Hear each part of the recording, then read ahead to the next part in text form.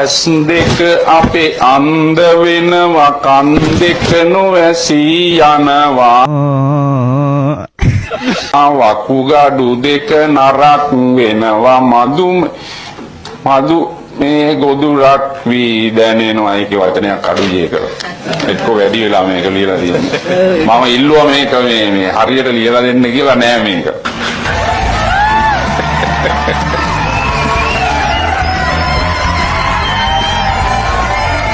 මොකක්ද වගේ නම? මෛත්‍රීපාල දිරිසේන. වයස කීයද? දැන් 69යි. ඔයා කොහේ ඉඳලාද? පොළොන්නරුවේ ඉඳන් කියන්නකෝ විස්තර ටිකක්. මම මේ ගමේ භාෂාවෙන් කියනවා නම් හොඳට කුණු වෙන්න බොන කෙනෙක්. Wow, really? Wow. එන්න මගේ ටීම් එකට. ගඳ ගහන්න බොන කෙනෙක්. අපටි ආ. ඒක නේ විස්තර තිබිලානේ කියලා නෑනේ. හරි සාමාන්‍යයෙන් 100ට ප්‍රතිශතයක් හැටියට ගත්තාම 100ට අඩු ප්‍රමාණයක් පිළිහිටන කටහඬක් තමයි ඔයාලට පිළිහිටලා තියෙන්නේ. ඉතින් ඒ අඩු ප්‍රතිශතයෙන් එක්කෙනෙක් තමයි ඔයා.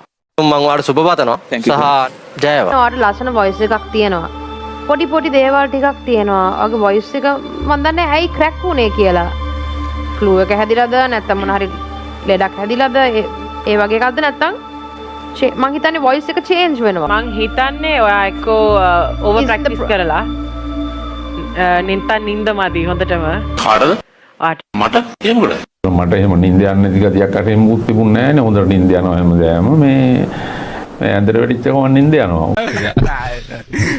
لا كورة دكتور ندرك ايوه صح කොහොමද කියන්නේ ඔයාගේ ෂුවර් නැති ගතියක් තිබ්බ සමහර තැන්වල. ඉතින් ඒ දේවල් ඉගෙන ගන්න පුළුවන්. ඔයාට සින්දු කියන්න පුළුවන්. තව අපි ගොඩක් හොඳ කරගමු. මගේ ටීම් එකට ආවොත් ඒක කරගන්න පුළුවන්.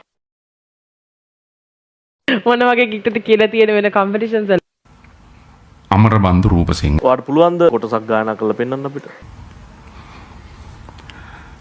අමරබන්දු රූපසිංහ අමරබන්දු රූපසිංහ අමරබන්දු රූපසිංහ අමරබන්දු රූපසිංහ